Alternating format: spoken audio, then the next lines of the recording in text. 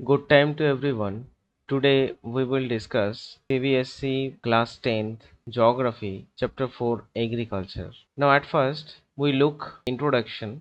India is an agriculturally important country because two-thirds of its population is engaged in agricultural activity. In recent trends, about 65% people are engaged in agricultural activity in India, so that India is an agriculturally important country and agriculture is a primary activity, and you already know that in economics there are three types economic activity. First is primary, secondary and tertiary. Primary means जहाँ से production होता है, जैसे agriculture, diary, fishing, forestry, ये सारे primary activity है. And secondary activity means primary activity as a raw materials use करते हुए जो एक्टिविटी आप बनाते हो.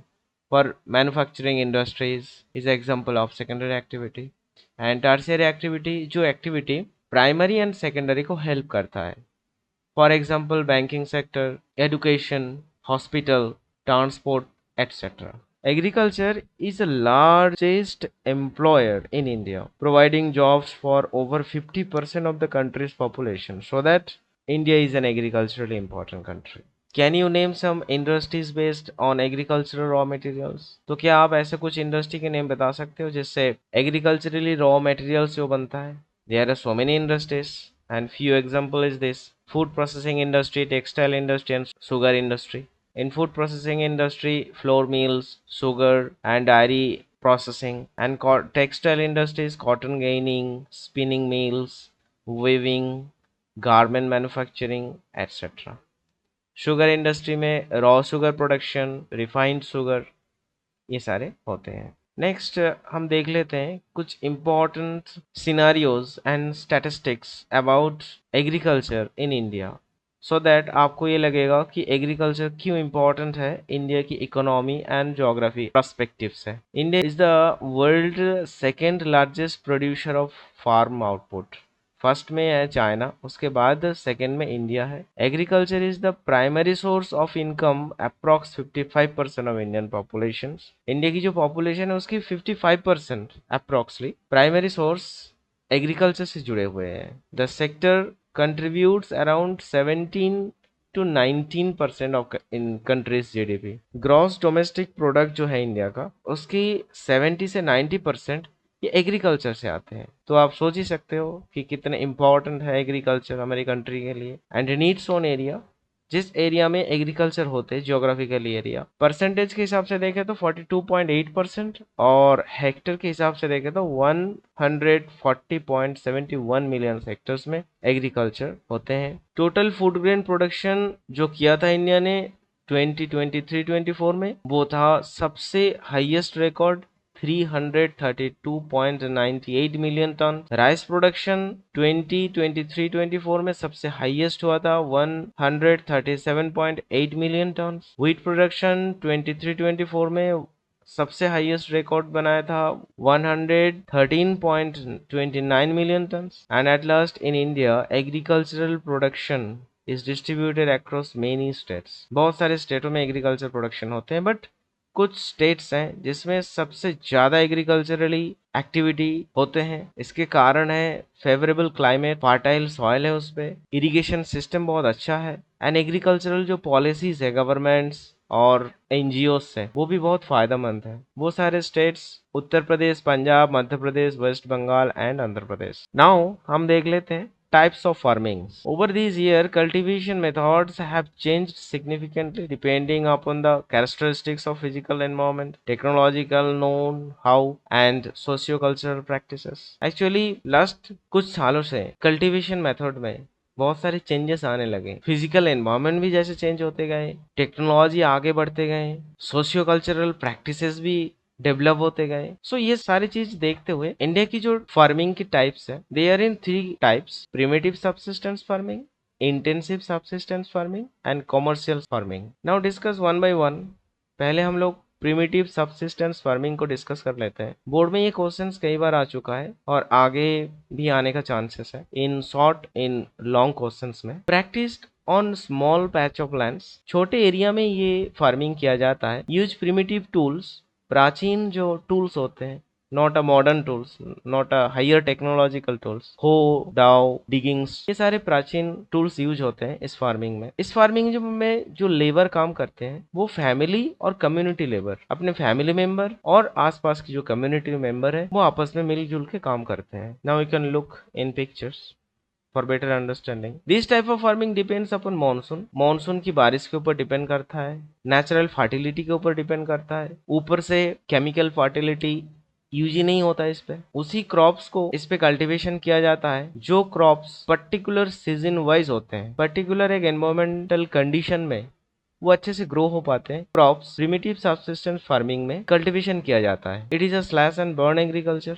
इसका दूसरा नाम है स्लैश एंड बर्न एग्रीकल्चर। हम लोग नेक्स्ट उसके डिटेल्स में पढ़ेंगे। Land productivity is low. इस फार्मिंग में जो प्रोडक्टिविटी होती है वो बहुत ही कम होते हैं, बिकॉज फार्मर अपने फैमिली के लिए ही ग्रो करता है। वो इस पे ज्यादा फर्टिलाइजर यूज नहीं करते, मॉडर्न इनपुट्स यूज नहीं करते, बड़े एरिया में इसको कल्टीवेशन नहीं किया जाता, इसीलिए इसके प्रोडक्टिविटी लो होता है। Now in details, slash and burn. Actually slash and burn is a types of primitive subsistence farming. पहले फार्मर क्या करता है, छोटे एक लैंड को क्लियर करता है, क्लीन कर देते हैं। ये क्लीन करने का प्रोसेस एरिया वाइज अलग अलग होते हैं। कई जगह पेड़ काट के उसको आग लगाया जाता है। उसके बाद जो एसेस होते हैं उसके ऊपर सीड्स लगा देते हैं। 1-2 साल उस पे कल्टीवेशन करने के बाद उसका फर्टिलिटी कम हो जाता है। Then farmers shift and clear the fresh patch of lands for cultivation. नया जमीन ढूंढ लेते हैं और उसके क्लियर करके उसके ऊपर फिर से दोबारा कल्टीवेशन करने लग जाता है। जो लैंड को वो छोड़ देते हैं कल्टीवेशन करने के बाद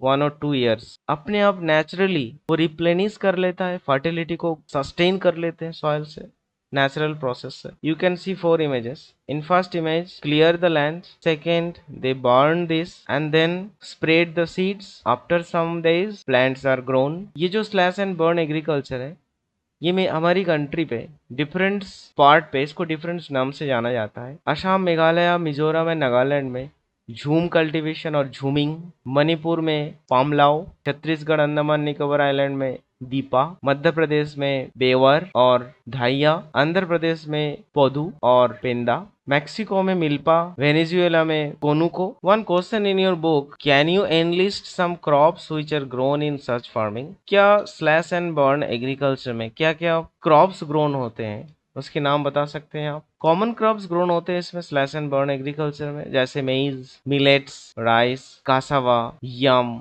sweet potato, sorghum, plantains, banana, beans, groundnuts, taro, etc. Some names are new.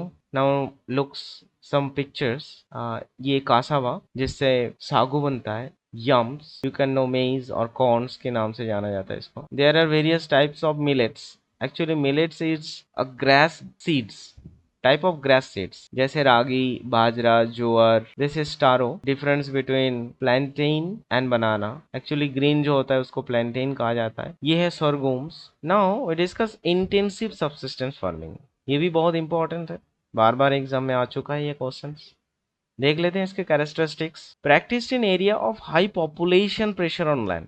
जिस लैंड पे ज्यादा पॉपुलेशन का प्रेशर है उसी लैंड के ऊपर ये सब इंटेंसिव सब्सिस्टेंस फार्मिंग किया जाता है। ऑब्वियसली लैंड के ऊपर ज्यादा पॉपुलेशन होगा, ज्यादा डेंसिटी होंगे तो ज्यादा प्रोडक्शन चाहिए। ज्यादा प्रोडक्शन करने के लिए इस पे लेबर जो है माइग्रेंट लेबर लाना पड़ेगा, ज्यादा लेबर से इसको काम करना पड़ेगा। High dose of biochemical inputs, irrigation चाहिए। अगर आपको ज्यादा प्रोडक्शन करना है आपको ज्यादा इरिगेशन चाहिए, ज्यादा बायोकेमिकल फर्टिलाइजर यूज करना होगा।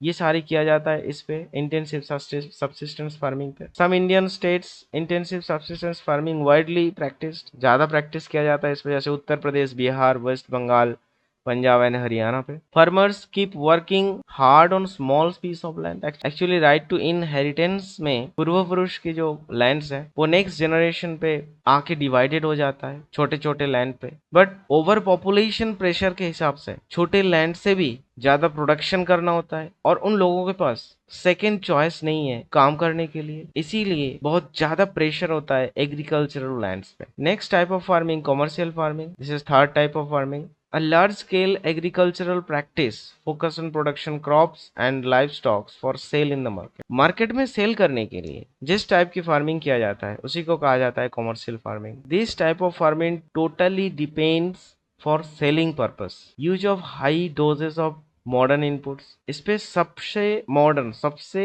लेटेस्ट टेक्नोलॉजी यूज किया जाता है। High yielding variety seeds means जिसको आप हाइब्रिड सीड्स से नाम से जानते हो, मतलब एक सीड से बहुत ज्यादा फसल हो सकता है, उसी सीड्स यूज किया जाता है इस पे।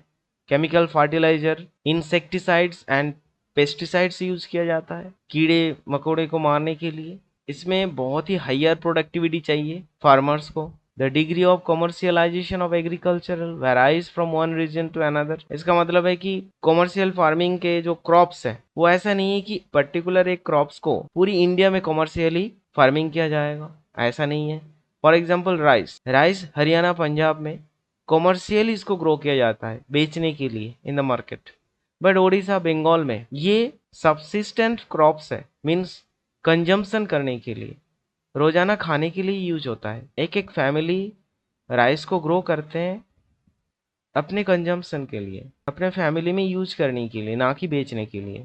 Same wheat in north eastern state, wheat is staple food, वो अपने कंजम्पशन के लिए कल्टीवेशन करता है, but in Punjab Haryana Uttar Pradesh it's a commercial farming. Now look on the picture, strawberry a commercially farming किया जा रहा है, टमाटर कितने लार्ज एरिया में कल्टीवेशन हो रहा है। Next plantation, plantation also a part of commercial farming. ये कोई अलग टाइप्स नहीं है, ये कॉमर्शियल फार्मिंग का ही एक पार्ट है। Actually in this types of farming single crop is grown on a large area, एक बड़े एरिया में एक ही क्रॉप ग्रो किया जाएगा। Cover large tracts of land, बहुत बड़ा लैंड यूज होगा इसमें। All the produce is use to raw materials in respective industry. इस प्लांटेशन से जो चीज निकल के आएगा वो किसी ना किसी इंडस्ट्री का रॉ मटेरियल होता है। फॉर एग्जाम्पल टी प्लांटेशन जो टी प्रोसेसिंग इंडस्ट्री है उसकी रॉ मटेरियल्स है।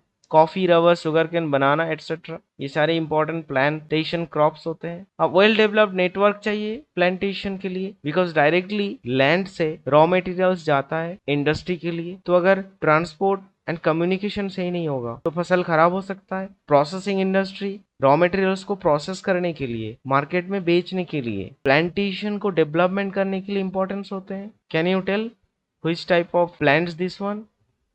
Yes, you are right, this is coffee plants. And this one, you are right, rubber. Now cropping pattern in India, there are three types of cropping pattern: Rabi, Kharif and Zaid. Let's understand one by one. First is rabi crop. Rabi crop को लगाए जाते हैं अक्टूबर to दिसंबर इन दोनों महीने में, और इसको काटा जाता है harvested in summer from April to June. Summer season में इसको काटा जाता है अप्रैल टू जून में। Examples of rabi crops are wheat, barley जिसको आप जो नाम से जानते हो, पीज, ग्राम्स, चने, mustard, these are the examples of rabi crop grown in large part of India. कौन कौन सी स्टेट्स में ये ज्यादा से ज्यादा ग्रो होते हैं? North and north western part. North part में है आपकी Himachal Pradesh, Jammu Kashmir, Uttarakhand and Uttar Pradesh. North west में है Punjab, Haryana. Availability of precipitation during winter month due to the western temperature cyclone helps this success of this crops. Winter में जो प्रेसिपिटेशन होता है, मतलब जो बारिश होते हैं वेस्टर्न टेम्परेचर साइक्लोन के दौरान, ये हेल्प करता है इस क्रॉप को ग्रो होने में। The success of green revolution, जब ग्रीन रिवोल्यूशन आया था, Norman Borlaug is a father of green revolution. देश में जब पॉपुलेशन बहुत था लेकिन प्रोडक्शन कम था, तब high yielding seeds, irrigation and some other factors, green revolution हुआ था, उस पे व्हीट्स का प्रोडक्शन सबसे ज्यादा हुआ था। रबी क्रॉप को ग्रोथ में लाने के लिए ग्रीन रिवोल्यूशन कहीं ना कहीं important factor. Now look some pictures. Actually picture से क्या होता है, याद जल्दी हो जाता है, लंबे समय तक आप लोग इसको याद रख सकते हो। व्हीट, बार्ली, पीज, ग्राम्स, चने and mustard. Next, Kharif crops grown with the onset of monsoon in different part of country, and इसको काटा जाता है harvested in September and October month. Important kharif crops are paddy, maize, jowar, bajra, tur, moong, urad, cotton, jute, groundnut, soybean etcetera. Let's picture one by one. These are the pulses. First masoor, second moong, third urad, fourth में दो है, एक सफेद एक काला चने। This is ground nuts, jowar, jute, soybean, bajra, cotton.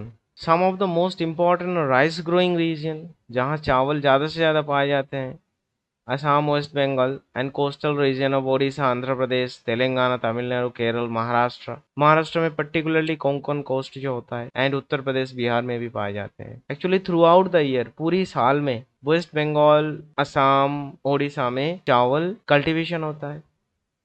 Year में जो चावल ग्रो होते हैं उसको 3 पार्ट में अलग अलग नेम होते हैं, आउस, आमन एंड बोरो। नेक्स्ट जायद, रबी और खरीफ सीजन के बीच में जो शॉर्ट सीजन होता है, बेसिकली इन समर मंथ, उसी सीजन में जो क्रॉप्स कल्टीवेशन होता है उसको जायद क्रॉप्स कहते हैं। Crops produced during zaid are watermelon, muskmelon, cucumber, vegetables, fodder crop. Fodder crop means चारा जो लाइफ स्टॉक्स को खिलाए जाते हैं। शुगर कैन एक्चुअली पूरी साल भर पाए जाते हैं। Now look some pictures of zaid crops, watermelon, muskmelon, cucumber and fodder crops. Now actually in this video we discussed two topics. First introduction, and then first introduction of agriculture in India and the importance of agriculture in India and some statistics. Then we discussed types of farming, primitive subsistence farming, intensive and commercial. Last we discussed cropping pattern, जिसपे हम लोग 3 patterns देखे थे, rabi, kharif and zaid. Let's some question answer session. A type of millet rich in iron, calcium, other micro nutrients, उसका नाम क्या है? Answer होगा ragi. Which type of farming use primitive tools? कौन सी फार्मिंग में प्राचीन टूल्स यूज किया जाता है? आंसर होगा आपका प्रिमिटिव सबसिस्टेंस फार्मिंग। रबी क्रॉप्स सोन किया जाता है कौन सी मंथ में? लगाए जाते हैं अक्टूबर एंड दिसंबर मंथ में। Tea, coffee, rubber, banana are example for which type of farming? Answer होगा plantation farming. Which of the following is a kharif crops? नीचे कौन सा खरीफ क्रॉप का एग्जाम्पल है? Paddy. Zaid crop are grown in between rabi and kharif. Let's discuss some important very short and long answer type questions. Explain any 2 features of rabi cropping season. Rabi crop के ऊपर 2 features बताइए आप, जो ऑलरेडी मैंने डिस्कस कर दिया।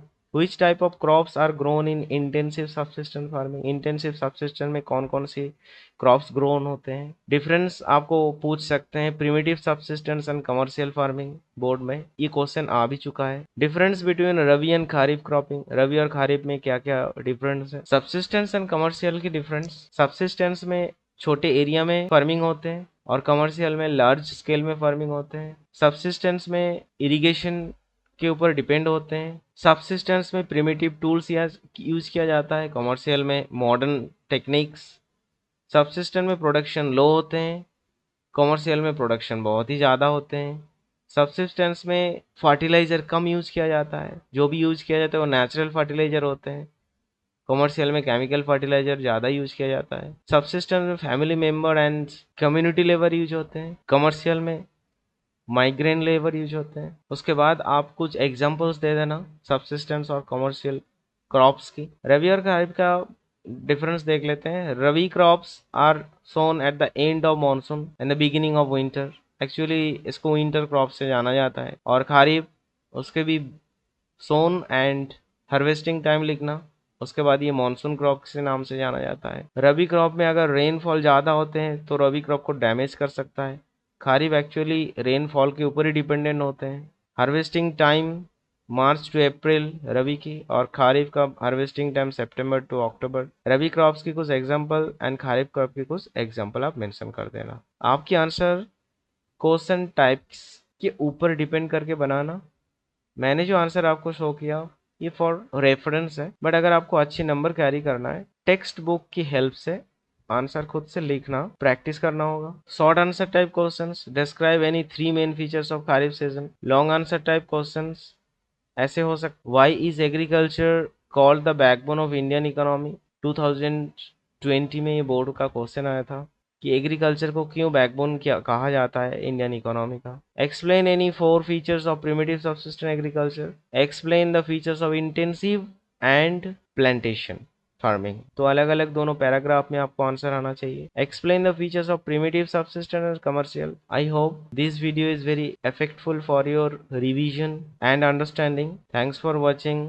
Stay safe, stay healthy. हम लोग मिलेंगे नेक्स्ट लेसन पे।